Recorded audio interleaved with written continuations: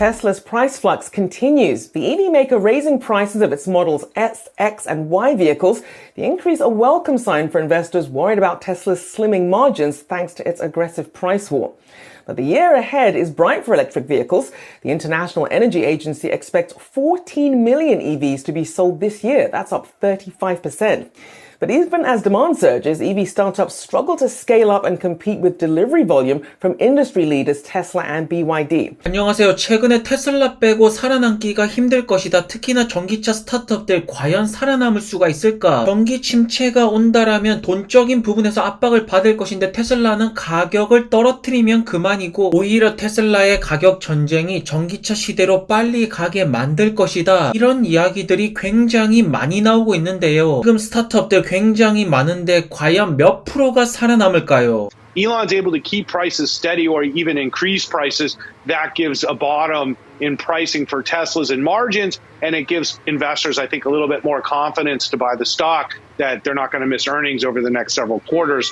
But ultimately, the main catalyst for Tesla is launching a new product, and that's the Cybertruck. And the sooner that happens, the better. And that's what all eyes are on for Tesla. 테슬라 대 포드 이런 글들은 굉장히 많이 올라오지만 테슬라는 전기차를 팔아서 수익을 내고 있고 포드는 전기차를 팔면서 손실을 얻고 있죠. 지금 테슬라의 물량을 그래도 쫓아오고 있는 기업이 비아디랑 폭스바겐이 있는데요. 지금 다들 하는 말이 테슬라처럼 저가형을 만들어야 된다라고 말하는데 사실 레거시 업체들은 저가형부터 시작을 하고 있습니다. 그런데 생각보다 매출이 안 나오고 소비자들이 선택을 하지 않을 뿐이죠. 현재 모든 기업들은 전기차로 가고 있습니다. 레거시 업체뿐만 아니라 테크 기업들도 자율주행 소프트웨어 부분에서 전기차 진출을 하고 있고 그야말로 대전기차 시대가 오고 있는데 일론 머스크는 다 같이 살아가는 방법을 택할 것인가 아니면 철저하게 스타트업들을 죽이고 레거시 업체들을 압박을 하면서 현재 1등 자리를 유지를 할 것인가? 답은 정해져 있습니다. 일론 머스크는 최대한 경쟁 업체들을 어떻게든 파산시키려고 노력을 할 것이고요. 그렇기 때문에 생각보다 살아남는 것이 쉽지가 않은데요. 사이버 트럭이 올해 출시가 된다면 모델 Y보다는 가격이 비쌀 것이고 모델 2는 모델 3보다 당연히 저렴하겠죠. 그러면 테슬라는 모든 가격대에 침투가 되는 것입니다. 지금 비아디가 하는 것처럼 말입니다. 그렇다고 가격만 중요한 것이 아닙니다. 결국 돈값만 한다라면 소비자들은 선택을 하게 되는데 작년에 가장 많이 판 자동차를 보시면 역시나 토요타이고요. 그런데 토요타의 차량 가격이 한국 돈으로 한 3천에서 4천 정도 되는데 그 사이에 테슬라의 모델 Y가 들어가 있습니다. 특히나 모델 Y 가격대 같은 경우에는 토요타 비교해서 굉장히 비싼 편이죠. 6천만 원이나 되는데 그리고 전기차임에도 불구하고 저렇게 많이 팔았다라는 것은 소비자들이 모델 Y에 만족을 하고 있다라는 것이겠죠. 그리고 또 우리가 주목해서 볼 점이 포드의 F 시리즈 차량인데요. F150 정말로 많이 팔렸죠. 픽업 트럭임에도 불구하고 사이버 트럭이 올해 출시가 될 것인데 그렇다면 사트의 최대치는 과연 몇 대일까? 포드의 F 시리즈가 작년에 64만 대 팔았고 49초에 한 대씩 팔렸다라고 말합니다. 그렇다면 테슬라가 적어도 포드의 F 시리즈를 넘기려면 30초에 한 대씩은 팔아야 될 텐데 아무래도 사이버 트럭의 디자인이 기존 픽업 트럭이랑은 다른 모습을 보여주고 있습니다. 그리고 아직까지 미국의 보수적인 분들은 전기차로 안 가고 있죠. 여전히 디젤 가솔린을 선호하고 있고 그렇기 때문에 사이버 트럭의 매출을 올리려면 그 무엇보다도 중요한 것은 전기차 전환율인데 미국 시장의 전기차 전환율이 굉장히 느립니다. 생각보다 보수적인 미국 형들이 많은 것 같은데 중국, 유럽 비교해서 굉장히 느리게 지금 바뀌고 있죠. 그리고 딜러분들 기존 레거시 업체들의 반발도 만만치가 않습니다. 딜러분들 전기차를 되도록이면 안 팔려고 하고 있는데 현실은 어떤가요? 그냥 테슬라 홈페이지 들어가서 온라인 주문하면 끝입니다. 현재 테슬라의 브랜드 인지도는 그야말로 계속해서 올라가고 있습니다. 럭셔리 브랜드로서 BMW를 박살내는 테슬라인데요. 이제 아무래도 중국, 미국 공장 같은 경우에는 어느 정도 안정화가 되었고 이번 연도에 노릴 것은 기가 베를린입니다. 확실히 독일 공장에서 모델 Y의 생산 속도가 굉장히 가파라지고 있는 만큼 올해만큼은 유럽 시장에서의 판매량이 굉장히 올라가야 되지 않을까. 그리고 일론 머스크 형의 활동 반경을 보시면 거의 텍사스 쪽에 집중이 되어 있습니다. 이참에 텍사스 주지사 나가도 괜찮을 것 같고요. So,